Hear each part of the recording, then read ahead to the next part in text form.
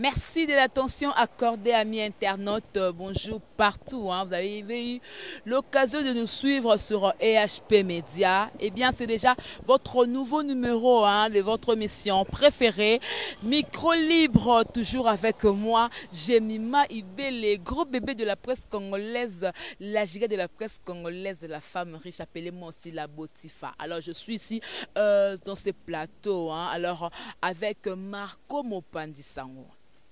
Hier, il était chez Fabregas, mais aujourd'hui, il est chez Robin Omundi Bouchana Nuboye. Donc, il est parti Tchana Nuboye à Lekine. Voilà. On va essayer un peu de savoir le but de la séparation, s'il faut le dire comme ça. Il est chez Robin. Est-ce que ça va? Ça tient? Place Simba Tekuna. Ah, les autres Simba. Naébité, vraiment, c'est avec lui que nous allons parler en long et à large. D'abord, je remercie Junior Pidi qui est derrière la caméra, mon compagnon de tous les jours. Et merci aussi à notre maman, maman GH, la maman de cœur, la maman de tous les enfants. Surtout, merci à notre boss Edo Man, notre papa. JB Koumalouta, le vrai pétrolier de Dallas, notre cordon et Kibumba, la coordination bien assurée. Hein. Je salue aussi Papi Mvoa Maléchansa en Allemagne, en Belgique, je vois Daoud Amisolo, les mystérieux, et puis Hakim Pemba, la main électrique. Alors je suis déjà avec Marcos, donc Marco, parce que je viens de recevoir Marco Mopandisang. Bonjour. Bonjour à toi, les gros bébés de la presse. Lui, c'est les gros bébés, mais tu n'as pas grandi, on est Sili. Gros bébé, Gros bébé. En tout cas, donc, merci Nengue au PSNA sur l'opportunité de s'exprimer dans le micro. Donc, on a vraiment très flatté. Ça va? Oui, ça va rendre au monde. Donc, en bonne santé, en forme. Tu as tout dans le métier de la musique congolaise. Mon temps tout bota bana fo t'orientera ba on date que jo mon robo da muindu alors ba da métier ya loi yo boé te métier noir za raté donc nous a boé so les qui non moi là que tonton mon net singa bo tantine Jemima regarde c'est tonton là c'est un métier au monde et ça ma constant odaka mopandisa ngokuno ba lepe ko benge pe sustu fabro maestro les métiers noirs ba pili on va les passer dans ngai ils a le roi au loba na beta bill na comment na beta bill au loba na ngai na zongela la ta coucher simba te sur le passé faut pas risquer nga j'hésiter pour le hasard parce que le monde a pas couche comme pas pantalon au monité bandana comme na robinho na tout ifungwama donc comprendre que na na cimetière et en na do conseiller na batutu Maman, et puis là, ça l'a bien vraiment balanda EHP Média. Marco a le barani malembe. Mais ma kamba lobaka. Et moi, vous comprenez, on et puis marana n'dengue et puis les dit à l'aise, hein. Cimetière. La cimetière, il y a cimetière. Mais autant bolarana. Bah, ibiga qui Marco Mopandisango, tout ça. Bah, il y a qui n'ont pas pour nous avoir Willy Moucheni, on va voir nous monara qui n'a pas bien, pour nous avoir Ben Willy les Gabonais, pour nous avoir na honorable Paul Bindou pour notre arana donc bref pour nous bien entouré il y a un année bah nous quand ça qui n'a bien or le fond est là qui n'a pas bon outil donc tozonga na makam vraiment au longolé pas maestro meto lo basuko Robin on a moni bo larguer générique mo be on a déjà il y a doublé na jouer les ballons mais tikako wana bona mona tika ko wana bona ba tiana nuboye na ba banzembo tu ba générique on dit kande moko tika ko ko beta musique na mona onde moko ndi posa pe clip on dit pe kaka hein ba monotonie ndi na moni na ebite mutom tana ba couleur na yi mais sauf que na ebi et tiana nuboye na tika ko to jouer les ballons ba na lien parce que une différence ils a makasi donc ce que mon amagi ils ont des esprits différents. Biso de ça, on a pressé moi scénario fa côté maternité côté studio ça l'album. Maman a bino façon maman pas côté studio ça l'album. Donc biso nous on travaille pas comme ça. Nous sommes des professionnels. Donc bimisa na moment oyo et sengito bimisa. Et on moni ba to musu ba simbi ba touche. Tant ba tika ko bo peksa nani oh batika avec impolitesse. Nani atinda ki yo o manquer mikolo o koyo ke loko. Moni namboka autre ben poli moni général on dirait comment nango soki toza ba musicien oya na yo mona 30 ans oyo ba no finga vie mon boya 60 ans pour toza ba musicien donc pour toza ba musicien donc mamusu ya rolobata en tout cas générique on a ba besoin temps royo kango ils ont pour rééduquer. Et l'activité que ceux qui sont des musiciens, tu as acheté. Les musiciens, 60 ans, il y a 20 ans, de l'activité que le roi te bête à la musique, tu comme un film, il y a un Robin Mundibou, Azaki inspiré, Amika aussi, ça n'a pas impolitesse, ou un petit garçon, qui film à Mikolo, ça respect, on a la musique, ça l'a bien pour l'éducation, et puis générique, nous on a joué les ballons. Robin ne peut trop de générique comme on dit moi quoi yembaki aboye moi rumba moro boye yembaki ndé accrocha qui pourquoi au fait Robin on dit buna na bimisa album t depuis banda bon les abandi single single za moko single za moko et comme rappelé maxi ce qui comme 4 titres donc net il chana no qui maxi et on a les deux génériques na deux titres 3 titres je crois donc il a maxi.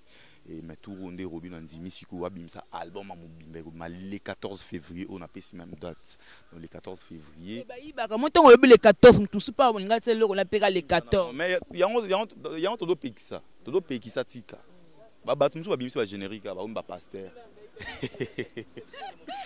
donc ba bongo limité donc en tout cas pasteur Moïse Mbi a lobi na ngai Marco Mopandi Sango donc faut pas mélanger les choses. C'est pasteur ma binoté. Oui, ben moi pasteur balinga ba aventure donc Dieu m'a boyé tu prétends être homme de Dieu en injuriant les gens, c'est pas la peine donc faut tout respecter à Mamba Bonzambe. C'est pour Marco, tout qui est normalement logique. Bah musicien basé belé. Pourquoi le choix porté na Robin Mundi? Parce que moi boyo kaneza apena mingi tena fa pona mona leka na TV aboya fa andima ibrato qui appelle ça fa court yeni mtalakisa ibrato le Fabrice Koyemba yango po le mundi tete na keleka mpanzi wana poko tande ko sim. Ti ngai na sala mamte pona batu pona ko cibler soki mutu mo bonga na vie na ngai na famille na nga na calculer vie na nga par rapport à mutu mo pourquoi? Non, donc d'abord Robin c'est un vieux ami. Quand tu es banni ça fait des longues dates. Tu vas dans la quartier, tu vas banni à salon. Donc naïebi les savoir-faire naïe et puis naïebi mutu naïe n'engue sala quand n'engue fonctionne. Madame mutu ba sentimenté et puis a organisé. Bon, Nathalie Ngapé Marco Mopanisa, on a mutu ya passion. Et voilà. Tant on a tigapé JDT Moulopo na ya na orchestre mususu batu belé bandi ba ça na belé ba conseiller tigapé na ya Jackie mukonza le marque OK pas OK orchestre bana miké bongo kulo bimara penate tena bimara déjà batu ay ba bana OK mutunet wili musheni donc na bana OK pas na déjà kuna comprendre na wili musheni to ça cop to yeba na cop donc pour na les TV yo sala ke jo mususu ba présenter nga vie na biso grand prêtre Willy Moucheni déjà pas JDT donc c'est pour dire que mususu bien sûr qu'il y a les gens découvrir ngai na light music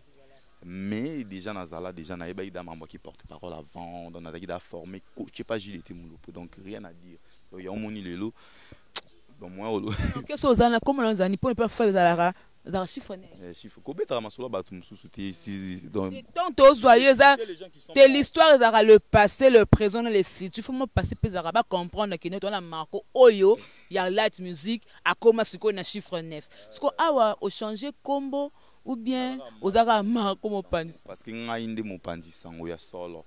to ma sofa boalo ba Marco Mopanzi sango za po ba parents na ngai ba pesa nga kombo na mes parents ba parents na nga ba benga nga Marco Marcouchi mais maestro tala habité Joe o yabi musala na ya ba compétence et yabi ko sala la preuve année que lelo oyo na yebisa batu ngane na sala ki orchestre wana za la bon batu ba boyaki parce que botala ndenge komi batu ba komi ba pasteur ba prophète kota siko na sujet pour batu ba komi ba pasteur to kota siko. Vraiment, mes vœux le meilleur à vous tous, hein, parce que nous sommes déjà mois de décembre, bientôt là c'est la festivité. Nous allons fêter ensemble et puis nous allons dire au revoir à l'année 2017 pour entamer l'année 2018. Alors, mba fa nanga tuba ya nanga tuba ndeko nanga tuba oncle ba tonto bino tuba tontine. Yango boko ta na liste parce que na ba notes ko liste hein Marco. Donc soko zalara nanga depuis na ba depuis ngape na za reconnaissance mais soko bossa na nga pe ba monde yango tonto yeba sikoyo na suka ndeni gozala Marco lelo ba fan na yo o balingaka yo elle a bien quand on a le côté ça l'émission moi ba contre toi baba langa moi mba to linga ke mingi c'est un gars bien côté les boy aloba mingi te bon comment ko longa na orchestre mbala moko boye et puis a publier na Facebook on dit on va ne ko dit ba tu ba charge moko boye là n'était ce qui et daki photo ande nini wala qu'est-ce qui se passe alors on habite na ko lukela bino ye enfant dans la marco mo pandi sango expliquer vraiment bien vérité parce que bato pas les cas qui ba lobe na ndenge na bango alors ba yo parce que na monoko na yo moko vraie version vraiment ya kolongwa nao na light music au fait moni kolongwa nga peneza eta mingi pe ba raison personnelle mais aussi toza batu moni so mabeleki ba sala que mabe moko lelo olekisi lobi kuna mususu ye lobi kuna mususu ye donc ma sœur yeba ke dignité ba somba ngote rôle na mbongo na mona muto na mbongo mais a na valeur de ba bi vient dans la larme d'aventure donc soit les gina jeep na wa vie na biso prêtre mais aventure donc voilà donc nga na rote ka bomuto na ngate pona mbongo et là plus non il y a ba valeur faut reconnaître que non j'ai mis ma salam ça na est bien donc respect mutuel faut y aller donc patron doit respecter ba travailleur doit respecter patron donc maman to loba on dans likamba bonga humain et malheureusement mutambo ngo et au kanga susu car mutaimbagango bon c'est pas grave c'est la famille on continue mais attention ko do bo mamba lo biyo so longo kuna mingi za parce que bobe bana kina jina PMF mako finga la mo boza compagnie moko bien to bosala musala moko ye ko soka za mwasi yo za mobile bo wela netini ya moi si ah oui to yango to lukela e to vanda ina ba Blanchard Moussaka na ba vie na nga Roger Ngandou l'international na ba Trésor Congolo na ba Dadi Moula to décida ki to lukile mobali ya bala pour la jina PMF mobali ada porte-parole oui identité net eba na bien te ou quoi donc là ta bilamba bana mibali so là ti bilamba ba mibali au moment ko mo mobali donc c'est pas vraiment bien et ben politesse wana o ezaki soutenu et par ce chef donc nalinga qui natika bango ba sala na bango ya ben poli la preuve année qui va trop bazomona donc musique na bango comme na musique ya rofinga mais donc na habité donc na ningi vraiment na la focus na ngai na la focaliser kuna lelo o na Robino Mundi bu ballon d'or les seuls métiers de la musique congolaise album na biso noir et blanc déjà to bimisi double générique Tikako na joué les ballons le 14 février to bimisi album nazo kende pe Luanda na Robino Mundi donc mambu fotu na nga yangwana donc oyebinga na tika trop na carrière na nga malgré ba compétence na nga koyeba musala na ngai mais ba tika nga trop pour na mutema mabe mais lelo o na kutena mutu a valoriser nga ya fungole nga mutema ba voyage donc so tali liste mabanga na ngai na studio donc bato wana besoin mabanga na album noir et blanc déjà ba contacter biso na 082 350 93 082 350 93 check code en boucle na biso Willy Moucheni 00243 82 350 93 00 tout Marco Moupanisa on a Facebook donc au bimana album noir et blanc ya Robino Mundi donc nyonso o ba préoccupation tout besoin nango donc vous contacter biso album le 14 février mais pour na ba fête déjà pour na ba V donc na pesi ba V le meilleur na ba tout balingara biso balingara Robino Mundi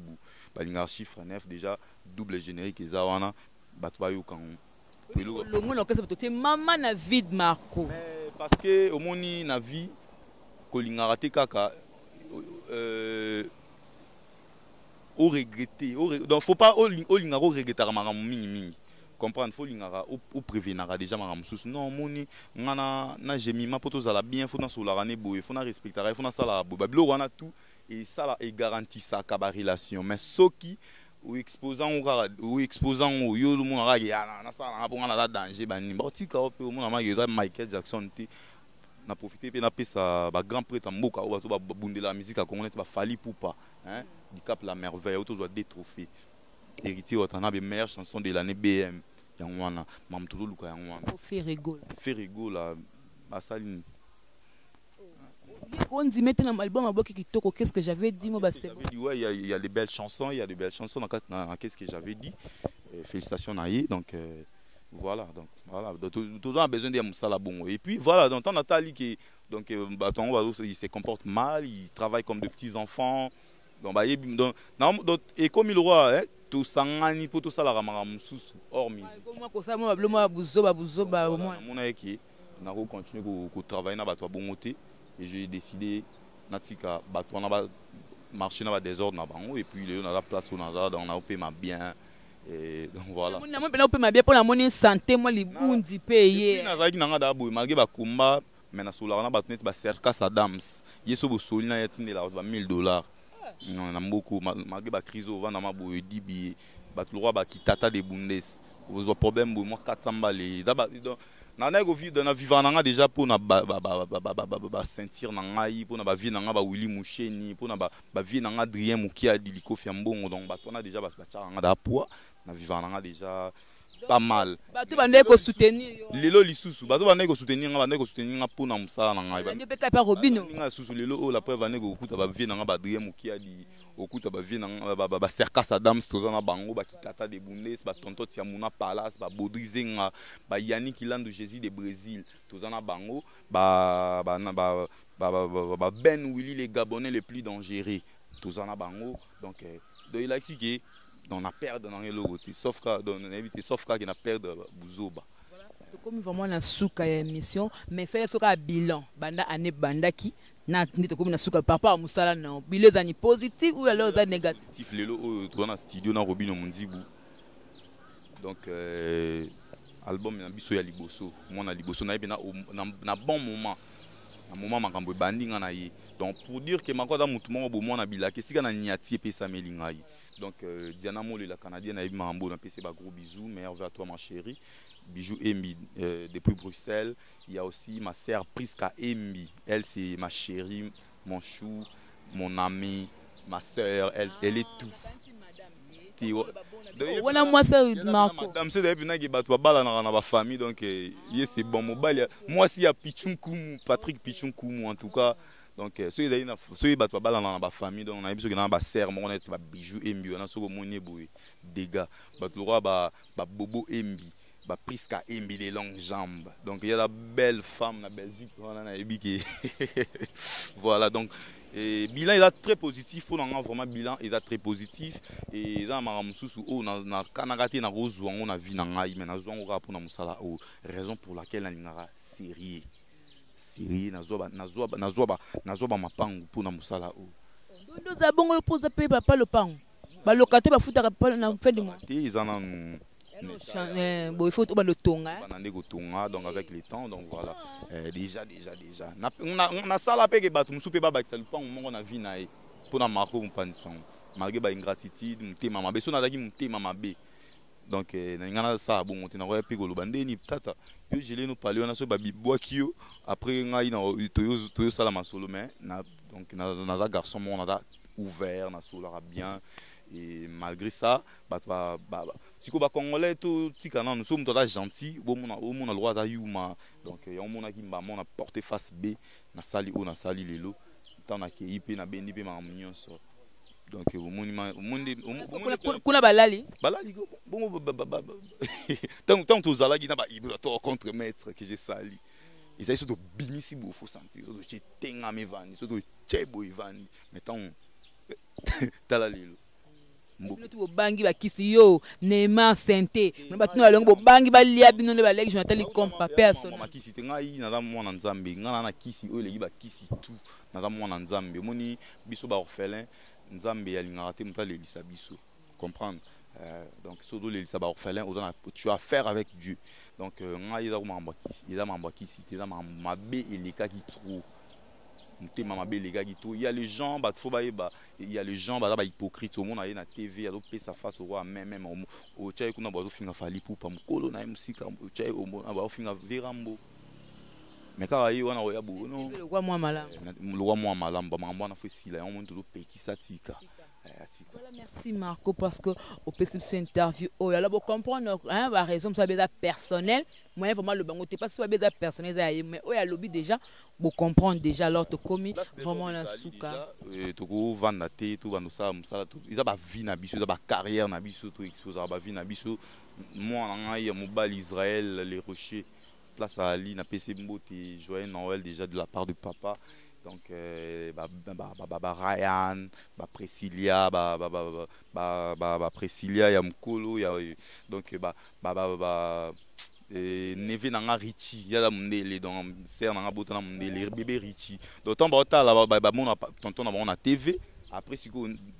les fonds ils ont un sous Jomo Bossarani nangai pour il y a des musiciens donc c'est pas la peine mieux vaut natika na qui dans l'orchestre mon boé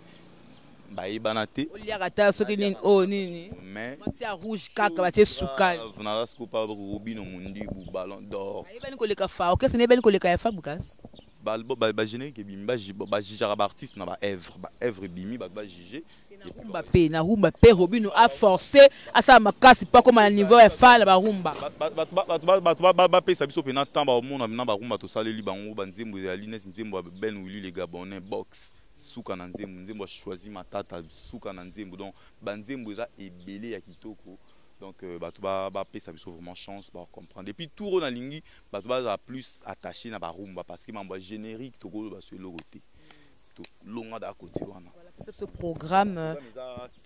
donc toujours qui est Luanda dans les 30 ans à Luanda to fêter le premier kuna donc na piscine Alvalade donc na yebi penate pour na yate na zo yende touro na Robino Mundi et puis du 7 au 9 tous na Bukavu to beta ba concert mon kuna et puis le 10 décembre oyo to beta na Rwanda na ville ya Kamindi donc batou